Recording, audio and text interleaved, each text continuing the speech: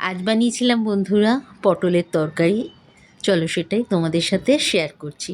সবার প্রথমে এখানে পটলগুলো ছিলে নিয়েছি আর দুদিকে একটুখানি চিড়ে নিয়েছি ঠিক এরকমভাবে। তারপরে ওর মধ্যে নুন হলুদ মেখে পটলগুলো একটু লাল লাল করে ভেজে নিলাম।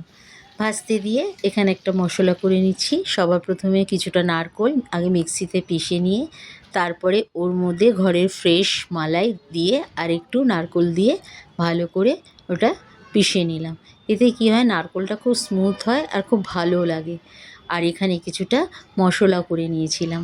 তারপরে তেলের মধ্যে জিরে তেজপাতা ফোড়ন দিলাম, ফোড়ন দিয়ে মশলাটা দিয়ে দিলাম। এই মশলার মধ্যে ছিল টমেটো, জিরে, আদা, কাঁচা লঙ্কা আর অল্প একটু দারচিনি দিয়ে কিছুটা কষিয়ে তারপরে ওই নারকেল আর মালাইটা একসাথে দিয়ে কষিয়ে নিলাম।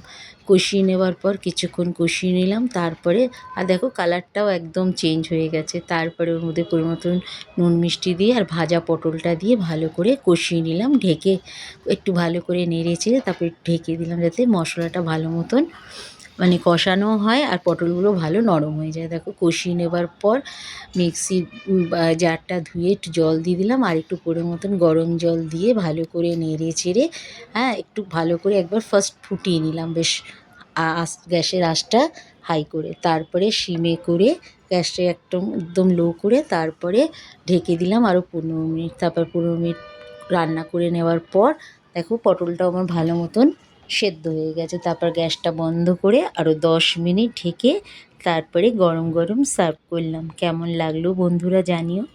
ভালো লাগলে একটা লাইক শেয়ার কমেন্ট করো। আর তোমরাও এভাবে বাড়িতে বানিও, একদম সিম্পলভাবে ঘরে যা মশলা থাকে তাই দিয়েই বানিয়েছি, এক্সট্রা কিছুর দরকার নেই। তো তোমরা কে কোথা থেকে আমার ভিডিও দেখছো একবার কমেন্ট করে জানিও। তোমরাও একবার ট্রাই করো বাড়িতে, তোমাদেরও আশা করছি ভালো লাগবে। এমন কিছু মশলা আমি একদম ভরে ভরে দিইনি, একদম কম মশলা দিয়েই বানিয়েছি। নারকেল দিয়েছি বলে ঠিক এরকম ওর জন্য লাগছে অনেকটা মশলা। তো তোমরা সবাই ভালো থেকো, সুস্থ থেকো।